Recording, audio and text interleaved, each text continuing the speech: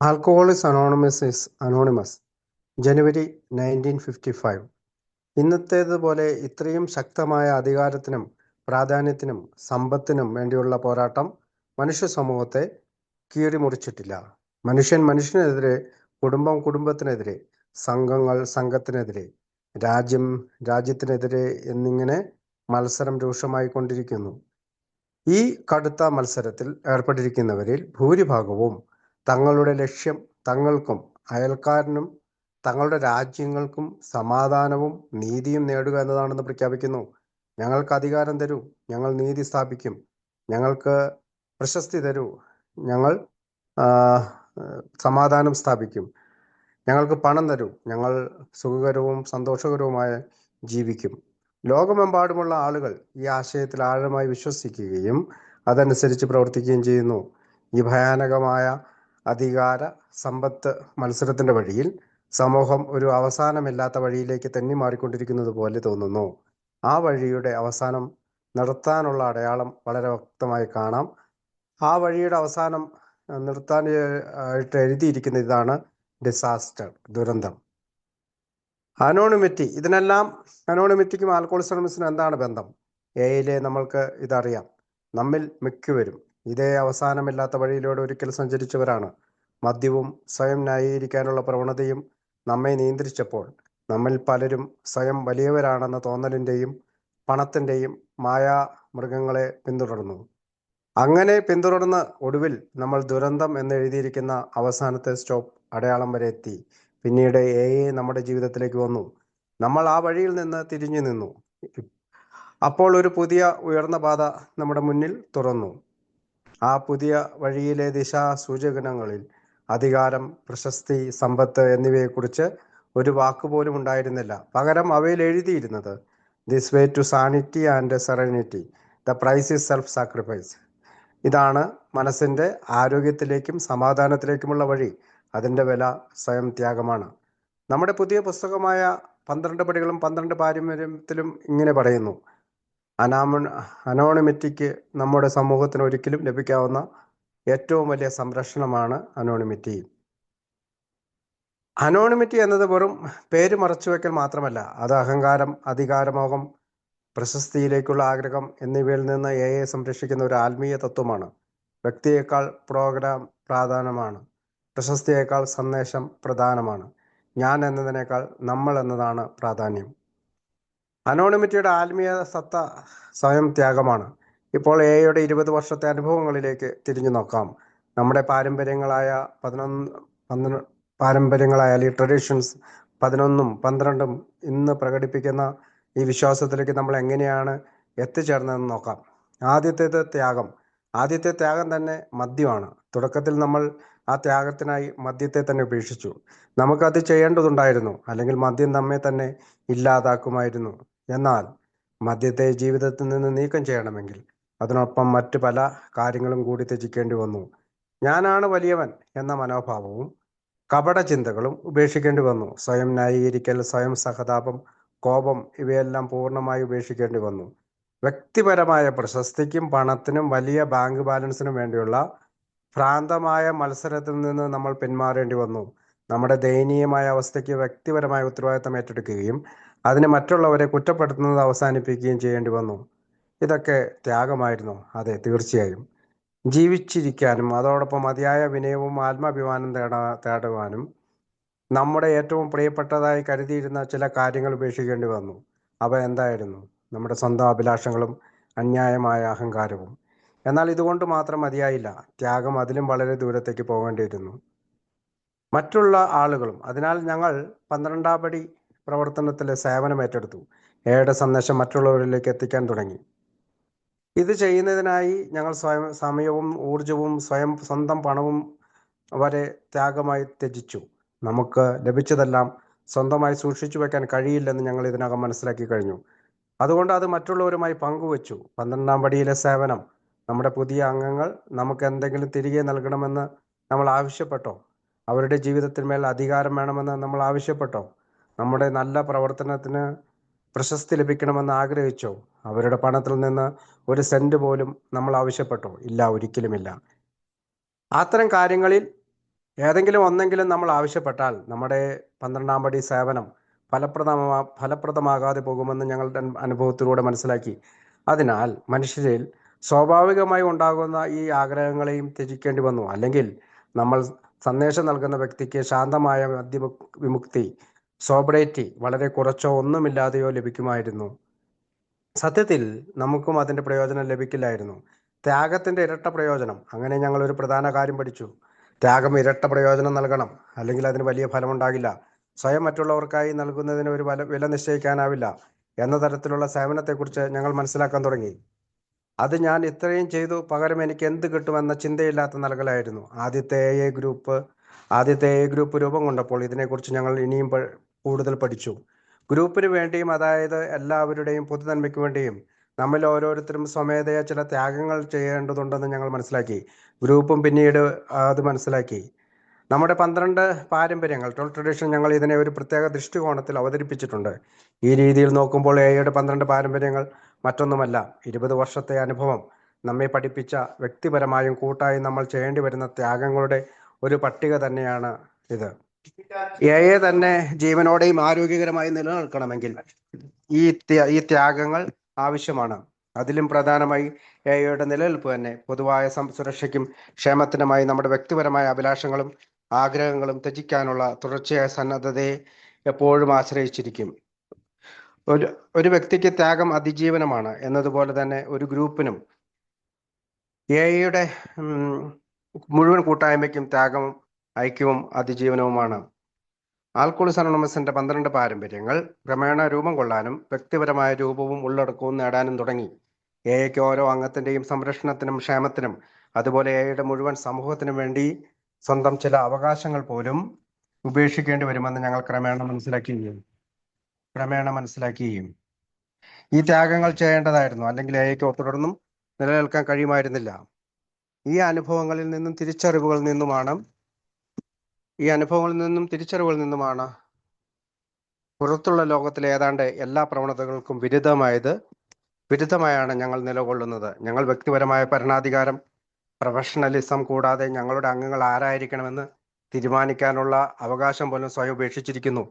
ഞങ്ങൾ നന്മ ചെയ്യാനുള്ള മനോഭാവം, ഡു ഗുഡിസം, പരിഷ്കരണം, റീഫോം, പിതൃപരമായ സംരക്ഷണ മനോഭാവം, പെറ്റേർണലിസം എന്നിവ ഉപേക്ഷിച്ചിരിക്കുന്നു. ഞങ്ങൾ ധനസഹായം സ്വീകരിക്കാൻ വിസമ്മതിക്കുകയും സ്വന്തം ചെലവുകൾ സ്വയം വഹിക്കാൻ മുൻഗണന നൽകുകയും ചെയ്യുന്നു. ഞങ്ങൾ പ്രായോഗികമായി എല്ലാവരോടും സഹകരിക്കും, എന്നാൽ നമ്മുടെ സൊസൈറ്റിയെ ആരുടെയെങ്കിലും സംഘടനയുമായി കൂട്ടിച്ചേർക്കാൻ ഞങ്ങൾ തയ്യാറല്ല. ഞങ്ങൾ പൊതുവേദിയിലെ വിവാദങ്ങളിൽ നിന്ന് വിട്ടുനിൽക്കുന്നു. സമൂഹത്തെ ഇത്രയധികം വിഭജിക്കുന്ന കാര്യങ്ങളായ മതം, രാഷ്ട്രീയം, പരിഷ്കരണം എന്നിവയെക്കുറിച്ച് ഞങ്ങൾ തമ്മിൽ തർക്കിക്കാനും വഴക്കിടാനും തയ്യാറല്ല. ഞങ്ങൾക്ക് ഒരേ ഒരു ലക്ഷ്യമേ ഉള്ളൂ: എയുടെ സന്ദേശം ആഗ്രഹിക്കുന്ന രോഗിയായ മധ്യാസക്തരിലേക്ക്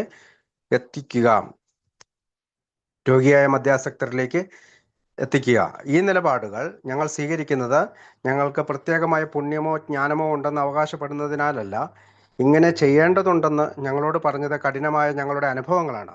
ഇന്നത്തെ അസ്വസ്ഥവും കലുഷിതവുമായ ലോകത്തിൽ എയെ നിലനിൽക്കണമെങ്കിൽ നമ്മൾ ഇങ്ങനെ ചെയ്യേണ്ടതുണ്ട്.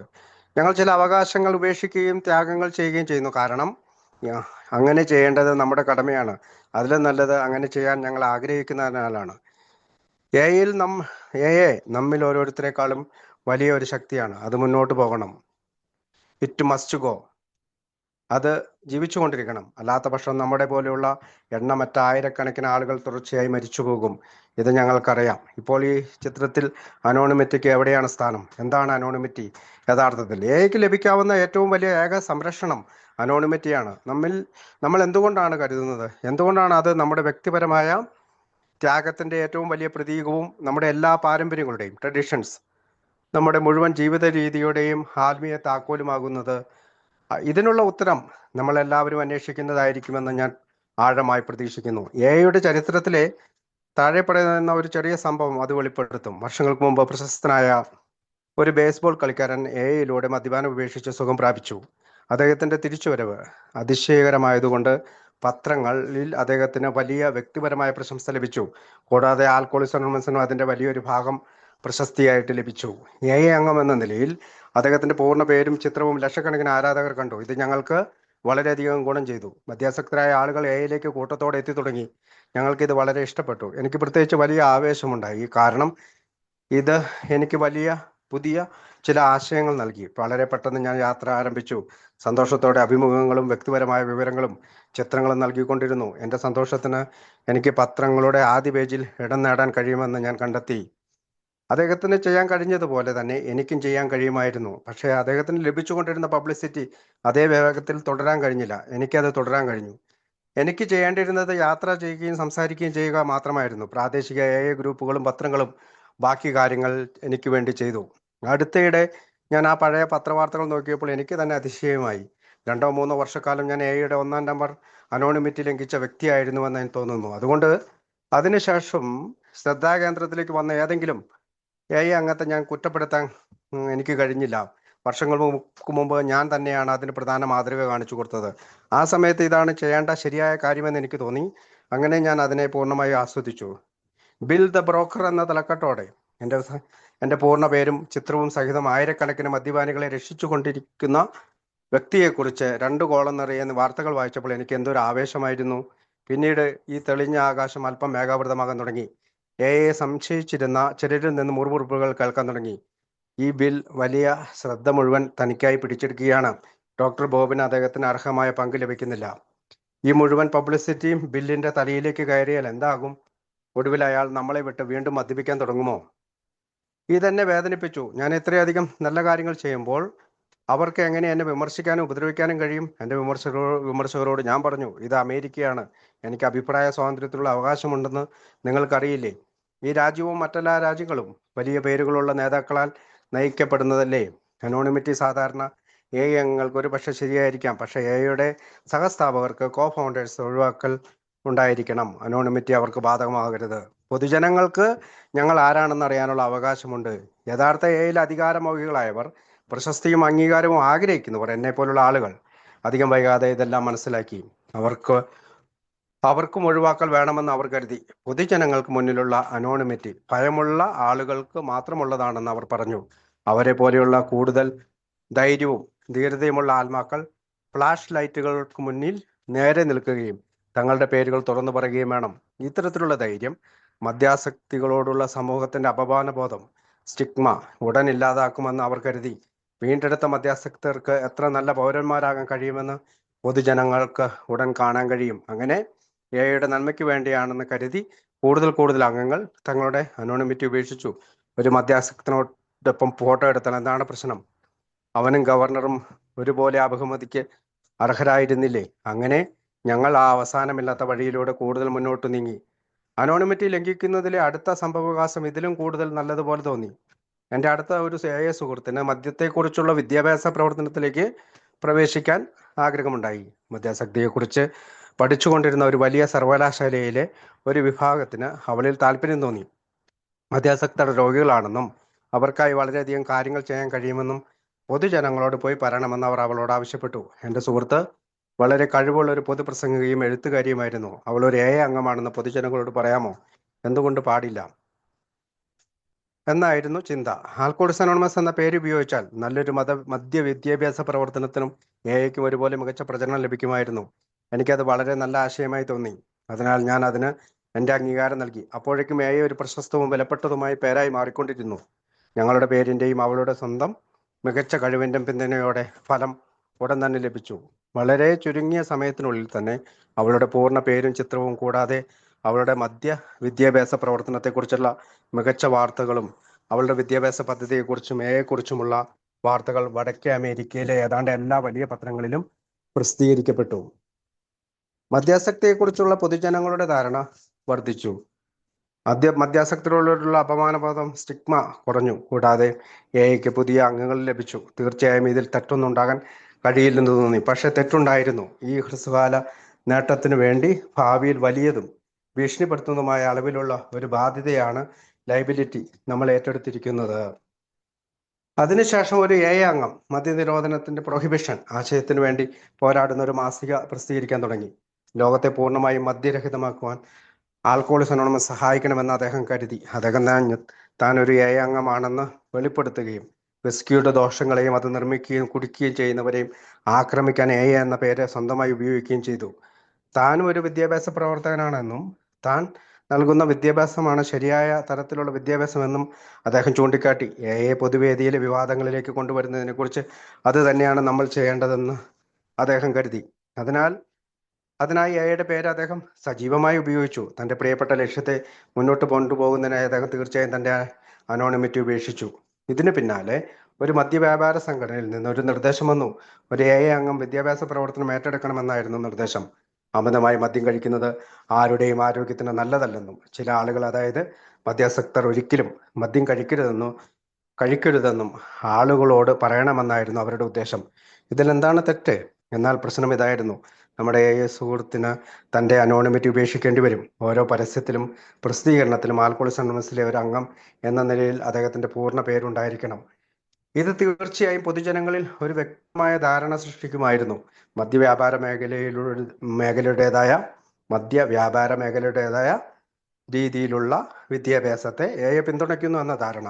ഈ രണ്ട് സംഭവ വികാസങ്ങൾ ഒരിക്കലും വളരെ ദൂരത്തേക്ക് മുന്നോട്ട് പോയില്ലെങ്കിലും അവയുടെ പ്രത്യാഘാതങ്ങൾ വളരെ ഗൗരവമുള്ളതായിരുന്നു. അവ നമ്മളോട് കാര്യം വളരെ വ്യക്തമായി പറഞ്ഞു തന്നു. മറ്റൊരു ലക്ഷ്യത്തിനു വേണ്ടി നമ്മുടെ സേവനം നൽകുകയും അതോടൊപ്പം അംഗത്വം മുഴുവൻ പൊതുജനങ്ങളോടും വെളിപ്പെടുത്തുകയും ചെയ്താൽ ഒരു അംഗത്തിന് ആൽക്കോളിക്സ് അനോണിമസിന് ഏതാണ്ട് ഏത് പ്രവർത്തനവുമായോ വിവാദവുമായോ അത് നല്ലതായാലും മോശമായാലും ബന്ധിപ്പിക്കാൻ കഴിയും. പേര് എത്രത്തോളം വിലപ്പെട്ടതാകുന്നുവോ അതിനെ ഉപയോഗിക്കാനുള്ള പ്രലോഭനവും അത്രത്തോളം വലുതാകുമായിരുന്നു. അതിന് കൂടുതൽ തെളിവുകൾ അധികം വൈകാതെ തന്നെ പ്രത്യക്ഷപ്പെട്ടു. മറ്റൊരു അംഗം ഞങ്ങളെ പരസ്യ വ്യാപാരത്തിലേക്ക് കൊണ്ടുവരാൻ തുടങ്ങി. ഒരു ലൈഫ് ഇൻഷുറൻസ് കമ്പനി ദേശീയ റേഡിയോ ശൃംഖലയുടെ ആൽക്കോളിക്സ് അനോണിമസിനെ കുറിച്ച് 12 പ്രഭാഷണങ്ങൾ ഒരു ലൈഫ് ഇൻഷുറൻസ് കമ്പനി ദേശീയ റേഡിയോ ശൃംഖലയിലൂടെ ആൽക്കോളിക്സ് അനോണിമസിനെ കുറിച്ച് 12 പ്രഭാഷണങ്ങൾ നടത്താൻ അദ്ദേഹത്തെ നിയോഗിച്ചിരുന്നു. ഇത് തീർച്ചയായും ലൈഫ് ഇൻഷുറൻസിനെയും ആൽക്കോളിക്സ് അനോണിമസിനെയും സ്വാഭാവികമായും നമ്മുടെ സുഹൃത്തിനെയും ഒരൊറ്റ ആകർഷകമായ പാക്കേജിൽ പരസ്യപ്പെടുത്തുമായിരുന്നു. ആസ്ഥാനത്ത് ഞങ്ങൾ നിർദ്ദേശിക്കപ്പെട്ട പ്രഭാഷണങ്ങൾ വായിച്ചു. അവയിൽ ഏകദേശം 50% കുറിച്ചും 50% നമ്മുടെ സുഹൃത്തിന്റെ വ്യക്തിപരമായ മതവിശ്വാസങ്ങളെക്കുറിച്ചുമായിരുന്നു. ഇത് കുറിച്ച് പൊതുജനങ്ങളിൽ തെറ്റായ ഒരു ധാരണ സൃഷ്ടിക്കുമായിരുന്നു. എക്കെതിരായ മതപരമായ മുൻവിധികൾ ഉണരാനും സാധ്യതയുണ്ടായിരുന്നു. അതിനാൽ ഞങ്ങൾ എതിർപ്പ് അറിയിച്ചു. നമ്മുടെ സുഹൃത്ത് അതിന് മറുപടിയായി രൂക്ഷമായ ഒരു കത്തയച്ചു. ഈ പ്രഭാഷണങ്ങൾ നടത്താൻ തനിക്ക് പ്രചോദനം ലഭിച്ചിരിക്കുന്നുവെന്നും തന്റെ അഭിപ്രായ സ്വാതന്ത്ര്യത്തിൽ ഇടപെടാൻ ഞങ്ങൾക്ക് യാതൊരു അവകാശവുമില്ലെന്ന് അദ്ദേഹം പറഞ്ഞു. തന്റെ പ്രവർത്തനത്തിന് പ്രതിഫലം ലഭിക്കാൻ പോകുന്നുണ്ടെങ്കിലും തന്റെ മനസ്സിലെ ക്ഷേമം മാത്രമേ ഉണ്ടായിരുന്നുള്ളൂ എന്നും അദ്ദേഹം പറഞ്ഞു. ഞങ്ങൾക്ക് എന്താണ് നല്ലതെന്ന് ഞങ്ങൾക്ക് അറിയില്ലെന്നും അത് വളരെ മോശമായ കാര്യമാണെന്ന് അദ്ദേഹം പറഞ്ഞു. ഞങ്ങളും ട്രസ്റ്റിമാരുടെ ബോർഡും നരകത്തിലേക്ക് പോയാലും അദ്ദേഹത്തിന് പ്രശ്നമില്ലെന്നായിരുന്നു അദ്ദേഹത്തിന്റെ നിലപാട്. പ്രഭാഷണങ്ങൾ റേഡിയോയിൽ സംപ്രേഷണം ചെയ്തുകൊണ്ടേയിരുന്നു. ഇതൊരു വലിയ പ്രശ്നമായിരുന്നു. അനോണിമിറ്റി ലംഘിക്കുകയും അതുവഴി സ്വന്തം ആവശ്യങ്ങൾക്കായി പേര് ഉപയോഗിക്കുകയും ചെയ്താൽ നമ്മുടെ സുഹൃത്തിന് നമ്മുടെ പൊതുജന ബന്ധങ്ങൾ ഏറ്റെടുക്കാനും നമ്മളെ മതപരമായ പ്രശ്നങ്ങളിൽ അകപ്പെടുത്താനും നമ്മളെ പരസ്യ വ്യാപാരത്തിലേക്ക് കൊണ്ടുവരാനും കഴിയുമായിരുന്നു. ഈ നല്ല പ്രവർത്തനങ്ങൾക്കെല്ലാം പ്രതിഫലമായി ഇൻഷുറൻസ് കമ്പനി അദ്ദേഹത്തിന് നല്ലൊരു തുക നൽകുകയും ചെയ്യുമായിരുന്നു. ഇതിന്റെ അർത്ഥം തെറ്റിദ്ധരിച്ച ഏതൊരു അംഗത്തിനും അനോണിമിറ്റി ലംഘിക്കുകയും നമുക്ക് വേണ്ടി താൻ എത്രമാത്രം നന്മ ചെയ്യാൻ പോകുന്നുവെന്ന് സ്വയം പ്രഖ്യാപിക്കുകയും ചെയ്താൽ അത് ഏത് സമയത്തും ഏത് സ്ഥലത്തും നമ്മുടെ സൊസൈറ്റി അപകടത്തിലാക്കാൻ കഴിയുമെന്നാണോ? ഓരോ പരസ്യ പ്രവർത്തകനും ഒരു വാണിജ്യ സ്പോൺസറെ കണ്ടെത്തി പേര് ഉപയോഗിച്ച് പ്രെറ്റ്സൽ മുതൽ പ്രൂൺ ജ്യൂസ് വരെ എല്ലാം വിൽക്കുന്നത് ഞങ്ങളുടെ മനസ്സിൽ തെളിഞ്ഞു. എന്തെങ്കിലും ചെയ്യേണ്ടതുണ്ടായിരുന്നു. ഞങ്ങൾ നമ്മുടെ സുഹൃത്തിന് എഴുതി, ക്കും അഭിപ്രായ സ്വാതന്ത്ര്യത്തിനുള്ള അവകാശമുണ്ട്.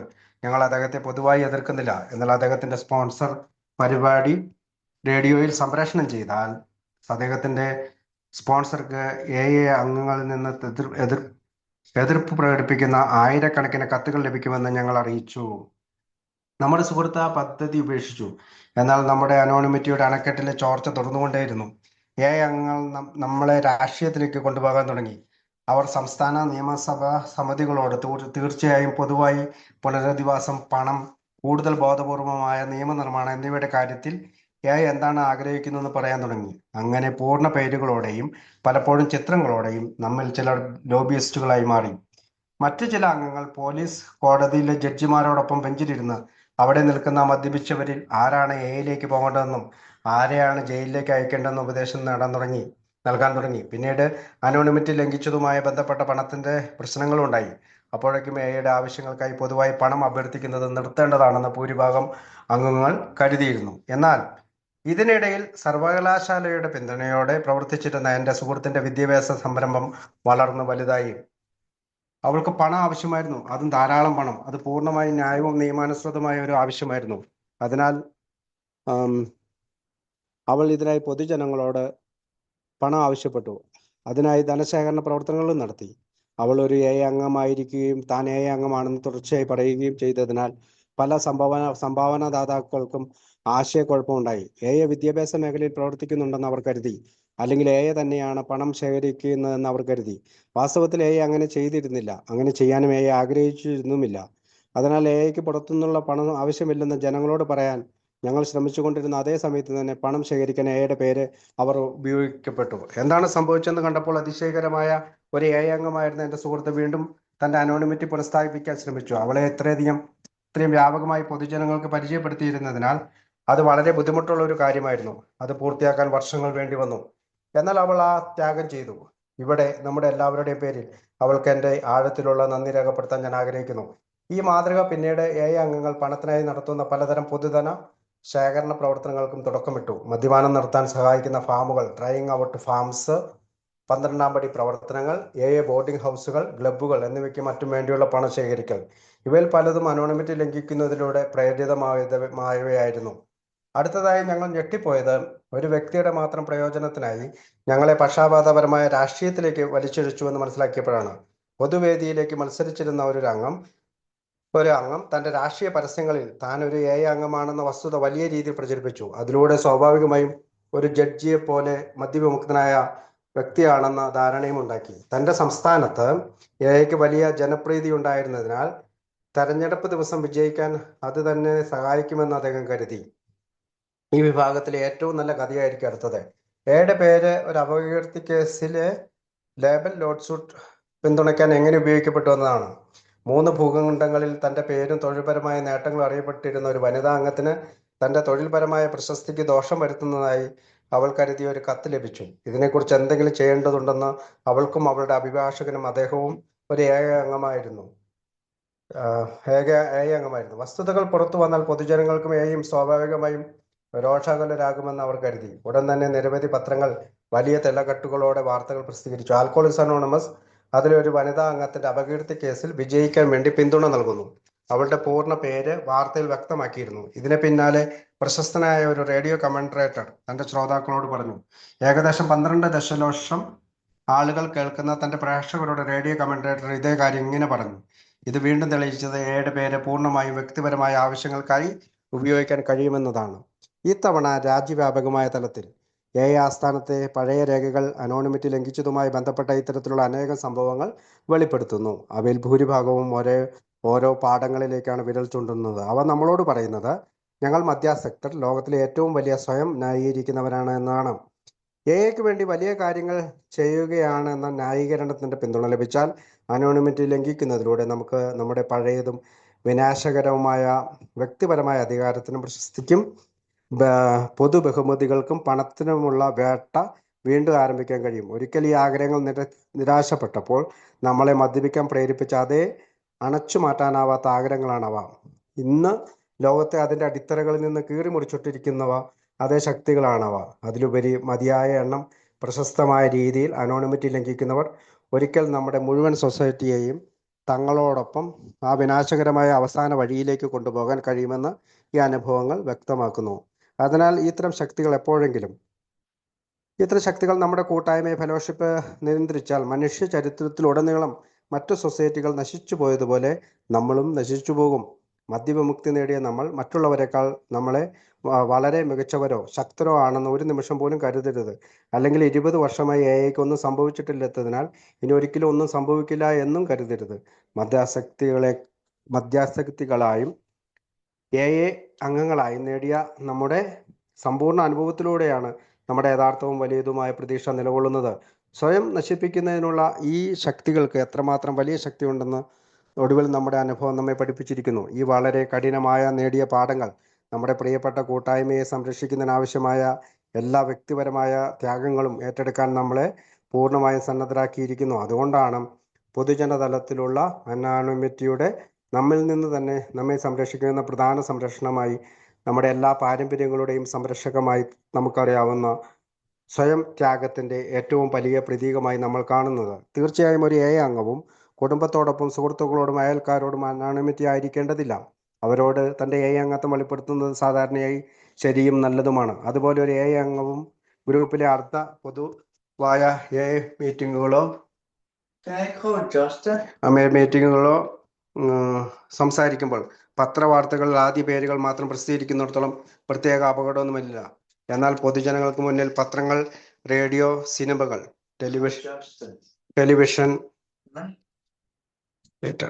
ടെലിവിഷൻ തുടങ്ങിയവയിൽ പൂർണ്ണ പേരുകളും ചിത്രങ്ങളും വെളിപ്പെടുത്തുന്നതാണ് അപകടത്തിന്റെ പ്രധാന കേന്ദ്രം. ഇതാണ് നമ്മിൽ എല്ലാവരിലും ഇപ്പോഴും ഒളിഞ്ഞു കിടക്കുന്ന ഭയപ്പെടുത്തുന്നതും നാശകരമായ ശക്തികൾക്ക് പുറത്തേക്കുള്ള പ്രധാന വഴിയെന്ന്. ഇവിടെ മൂടി അടഞ്ഞ് തന്നെ ഇരിക്കണം. അതിന് കഴിയും. അത് നിർബന്ധമായും അങ്ങനെ തന്നെ ആയിരിക്കണം. ഇപ്പോൾ നമ്മൾ പൂർണ്ണമായി മനസ്സിലാക്കുന്നു പൊതുജനങ്ങൾക്ക് മുന്നിലുള്ള 100% വ്യക്തിപരമായ അനോണിമിറ്റി. ഓരോ അംഗത്തിൻ്റെയും ജീവിതത്തിന് 100% മദ്യപമുക്തി, സോബ്രേറ്റി എത്രത്തോളം അനിവാര്യമാണോ അത്രത്തോളം തന്നെ എയുടെ ജീവിതത്തിനും അനിവാര്യമാണ്. ഇത് ഭയത്തിൻ്റെ ഉപദേശമല്ല.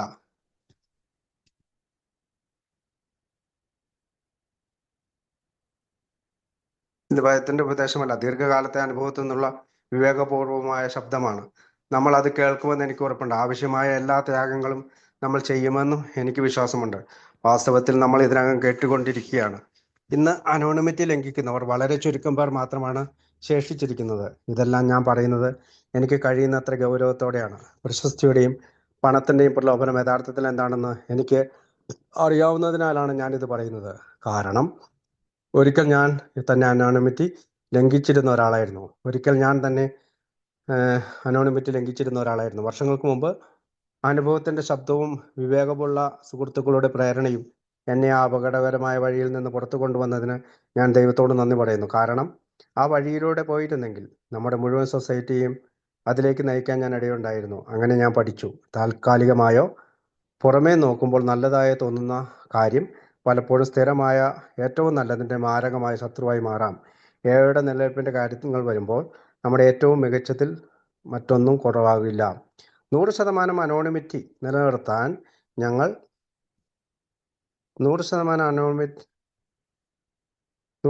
അനോണിമിറ്റി നിലനിർത്താൻ ഞങ്ങൾ ആഗ്രഹിക്കുന്നതിന് മറ്റൊരു ശക്തമായ കാരണമുണ്ട്. പലപ്പോഴും അവഗണിക്കപ്പെടുന്ന ഒരു കാരണം. കൂടുതൽ പബ്ലിസിറ്റി നേടിക്കൊടുക്കുന്നതിന് പകരം സ്വന്തം താല്പര്യങ്ങൾക്കായി ആവർത്തിച്ച് അനോണിമിറ്റി ലംഘിക്കുന്നത്. ഇന്ന് പത്രമാധ്യമങ്ങളായും പൊതുജനങ്ങളുമായും നമുക്കുള്ള നല്ല ബന്ധത്തെ ഗുരുതരമായി തകർക്കാൻ കഴിയും. അവസാനം മോശമായ പത്രപ്രചരണമുള്ള ഒരു സംഘടനയായി നാം മാറുകയും പൊതുജനങ്ങളുടെ വിശ്വാസം വളരെ കുറയുകയും ചെയ്തു. വർഷങ്ങളായി ലോകമെമ്പാടുമുള്ള വാർത്താ മാധ്യമങ്ങൾ പൂർവമായ പബ്ലിസിറ്റി കൊണ്ട് മൂടിയിരിക്കുകയാണ്. ഇതിന് അവസാനമില്ലാത്ത ഒരു പ്രവാഹം തന്നെയുണ്ട്. ഇത് വിഷയത്തിനുള്ള യഥാർത്ഥ വാർത്താമൂല്യവുമായി താരതമ്യം ചെയ്യുമ്പോൾ വളരെ കൂടുതലാണ്. എന്തുകൊണ്ടാണ് അങ്ങനെ ചെയ്യുന്നതെന്ന് പത്രാധിപന്മാർ നമ്മളോട് ചോദിക്കുന്നു. അവർ നമുക്ക് അധിക സ്ഥലം നൽകുകയും അധിക സമയം അനുവദിക്കുകയും ചെയ്യുന്നു. കാരണം എയിലുള്ള അവരുടെ വിശ്വാസമാണ്. എയിലുള്ള അവരുടെ വിശ്വാസം പൂർണ്ണമാണ്. ആ ഉയർന്ന വിശ്വാസത്തിൻ്റെ അടിസ്ഥാന കാരണം എന്താണെന്ന് അവർ പറയുന്നത് ഇതാണ്: പത്രമാധ്യമങ്ങളുടെ തലത്തിൽ വ്യക്തിപരമായ അനോണിമിറ്റി തുടർച്ചയായി പാലിക്കണമെന്നുള്ള നമ്മുടെ ഉറച്ച നിലപാട്. ഇതിനു മുമ്പ് ഞങ്ങളുടെ നേതാക്കളായോ അംഗങ്ങളായോ വ്യക്തിപരമായി പരസ്യപ്പെടുത്താൻ പൂർണ്ണമായും വിസമ്മതിക്കുന്ന ഒരു സൊസൈറ്റിയെക്കുറിച്ച് വാർത്താമാധ്യമങ്ങളോ പൊതുജന ബന്ധ വിദഗ്ധരോ കേട്ടിട്ടുണ്ടായിരുന്നില്ല. അവരെ സംബന്ധിച്ചിടത്തോളം ഈ വിചിത്രവും അതേസമയം പുതുമയുള്ളതുമായ സമീപനം സത്യസന്ധമായി പ്രവർത്തിക്കുന്ന ഒരു സംഘടനയാണെന്നും ആരും അതിലൂടെ സ്വന്തം താല്പര്യം നേടാൻ ശ്രമിക്കുന്നില്ലെന്ന് തെളിയിക്കുന്ന ഉറച്ച തെളിവായിരുന്നു. ഇതാണ് അവരുടെ വലിയ സൗഹൃദത്തിൻ്റെയും നല്ല മനസ്സിൻ്റെയും പ്രധാന കാരണമെന്ന് അവർ നമ്മളോട് പറയുന്നു.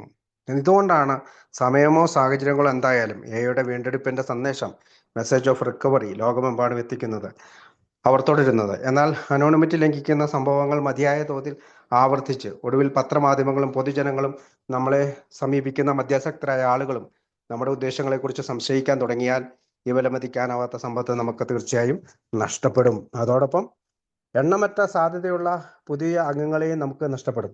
അപ്പോൾ ആൽക്കഹോളിക്സ് അനോണിമസിന് കൂടുതൽ നല്ല പബ്ലിസിറ്റി ലഭിക്കില്ല, മറിച്ച് കുറഞ്ഞത് മോശമായ പബ്ലിസിറ്റി ആയിരിക്കും ലഭിക്കുക. അതിനാൽ മുന്നറിയിപ്പിൻ്റെ അടയാളം വളരെ വ്യക്തമാണ്. നമ്മിൽ ഭൂരിഭാഗം പേർക്കും ഇത് ഇതിനകം തന്നെ കാണാൻ കഴിയുന്നതിനാലും ബാക്കിയുള്ളവർക്കും ഉടൻ തന്നെ അത് കാണാൻ കഴിയുന്നതിനാലും ഇത്തരം ഒരു ഇരുണ്ട ദിവസം നമ്മുടെ സൊസൈറ്റിയുടെ മേൽ ഒരിക്കലും വന്നു ചേരുന്നില്ലെന്ന് എനിക്ക് പൂർണ്ണ വിശ്വാസമുണ്ട്. വളരെ കാലമായി ഡോക്ടർ ബോബും ഞാനും അനോണിമിറ്റിയുടെ പാരമ്പര്യം, ട്രഡീഷൻ ഓഫ് അനോണിമിറ്റി നിലനിർത്താൻ സാധ്യമായതെല്ലാം ചെയ്തിട്ടുണ്ട്. അദ്ദേഹം മരിക്കുന്നതിന് തൊട്ട് മുമ്പ് ഡോക്ടർ ബോബിന്റെ ചില സുഹൃത്തുക്കൾ അദ്ദേഹത്തിന്റെ ഭാര്യ ആനിന്റെ ബഹുമാനാർത്ഥം ഒരു സ്ഥാപകനോട് യോജിച്ച തരത്തിലുള്ള ഒരു സ്മാരകമോ ശവകുടീരമോ സ്ഥാപിക്കണമെന്ന് നിർദ്ദേശിച്ചു. ഡോക്ടർ ബോബ് നന്ദിയോടെ അത് നിരസിച്ചു. കുറച്ചു സമയത്തിന് ശേഷം അദ്ദേഹം എന്നോട് ഇതിനെക്കുറിച്ച് പറഞ്ഞപ്പോൾ ചിരിച്ചുകൊണ്ട് പറഞ്ഞു, ദൈവത്തെ ഓർത്ത് ബിൽ, നമുക്ക് മറ്റുള്ളവരെ പോലെ അടക്കം ചെയ്യപ്പെടാൻ കഴിയില്ലേ? കഴിഞ്ഞ വേനൽക്കാലത്ത് ഞാൻ അക്രോണിലെ സെമിത്തേരി സന്ദർശിച്ചു. അവിടെയാണ് ബോബും ആനിയും വിശ്രമിക്കുന്നത്. അവരുടെ ലളിതമായ ശവക്കല്ലിൽ ആൽക്കോളിസ് അനോണിമസിനെ കുറിച്ച് ഒരു വാക്ക് പോലുമില്ല. ഇതെന്നെ വളരെയധികം സന്തോഷിപ്പിച്ചു. ഞാൻ കരഞ്ഞുപോയി. ആൽക്കോളിസ് അനോണിമസ് എന്ന വാക്കുകൾ സ്വന്തം ശവക്കല്ലറയിൽ പോലും ഉപയോഗിക്കാൻ അവർ ഇത്ര ഉറച്ച നിലപാട് അവിടെ വിസമ്മതിച്ചപ്പോൾ ഈ അത്ഭുതകരമായ ദമ്പതികൾ വ്യക്തിപരമായ അനോണിമിറ്റിയെ വളരെ ദൂരത്തേക്ക് കൊണ്ടുപോയല്ലോ. എൻ്റെ അഭിപ്രായത്തിൽ അങ്ങനെയല്ല. ഈ മഹത്തായതും അവസാനത്തേതുമായ സ്വയം പശ്ചാത്തലത്തിലേക്ക് മാറി നിൽക്കലിൻ്റെ സെൽഫ് എഫേസ്മെന്റ് മാതൃക ഏതെങ്കിലും വലിയ പൊതുപ്രശസ്തിക്കോ മനോഹരമായ ഒരു സ്മാരക കുടീരത്തിനോ നൽകാനാകുന്നതിനേക്കാൾ എഐക്ക് കൂടുതൽ ശാശ്വതമായ മൂല്യം നൽകുമെന്ന് ഞാൻ വിശ്വസിക്കുന്നു. ഡോക്ടർ ബോബിന്റെ സ്മാരകം കാണാൻ ഒഹായോയിലെ അക്രോണിലേക്ക് പോകേണ്ട ആവശ്യമില്ല. ഡോക്ടർ ബോബിന്റെ യഥാർത്ഥ സ്മാരകം എഐയുടെ നീളത്തിലും വീതിയിലും എല്ലായിടത്തും കാണാൻ കഴിയും. അതിൽ യഥാർത്ഥ ലിഖിതം വീണ്ടും നോക്കാം. നമ്മൾ എഐ അംഗങ്ങൾക്ക് എഴുതിയ ഒരേ ഒരു വാക്കാണത്: ത്യാഗം, സാക്രിഫൈസ്. ത്യാഗം, സാക്രിഫൈസ് എന്നാണ് ആ വാക്ക്.